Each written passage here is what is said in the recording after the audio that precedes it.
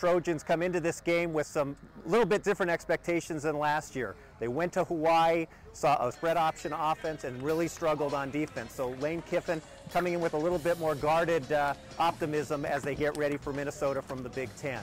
One of the players obviously to watch will be quarterback Matt Barkley, going into his third season as a starter. He's talked during training camp about cutting down on interceptions, more touchdown passes.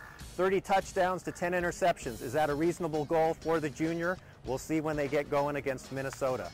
I'm Gary Klein for the Los Angeles Times and KTLA. USC getting ready for the first game in Pacific 12 Conference history. They'll be taking on Utah at the Coliseum. Heading into this game, USC looking to see if it can get a repeat performance of last week when Matt Barkley and Robert Woods combined for record-setting performances against Minnesota. On the defensive side, USC looking for another good performance. Last week it came down to a situation where the defense was on the spot. Most of the fans worried that they were going to see a repeat of the season before, but the defense came up big with a big turnover. They're looking to do the same against Utah. I'm Gary Klein for KTLA and the Los Angeles Times.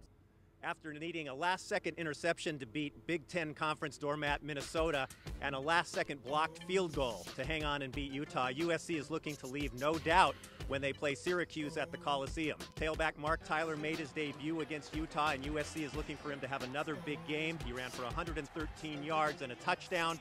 Got a little bit beat up carrying the ball 24 times, but he's probably going to get it an awful lot against Syracuse as well. For the LA Times and for KTLA, I'm Gary Klein.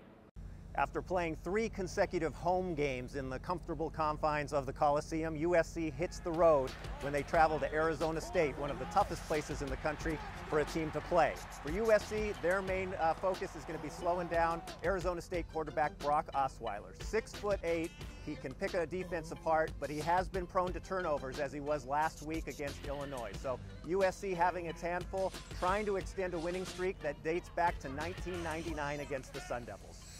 For the Los Angeles Times and KTLA, I'm Gary Klein. After surviving a dust storm and not surviving a flurry of turnovers at Arizona State, USC returns to the Coliseum to play Arizona. On paper, it looks like a mismatch. A 3-1 USC team going against a 1-3 Wildcat squad, but don't be misled. Arizona has played the toughest schedule in the nation to date. Its losses coming against Oklahoma State, Stanford, and Oregon, all ranked in the top 10. Arizona features a quarterback who also has been red hot. Foles has passed for 10 touchdowns without an interception for a team that's been under duress the whole season. We'll be back with more next week. For KTLA and the Los Angeles Times, I'm Gary Klein.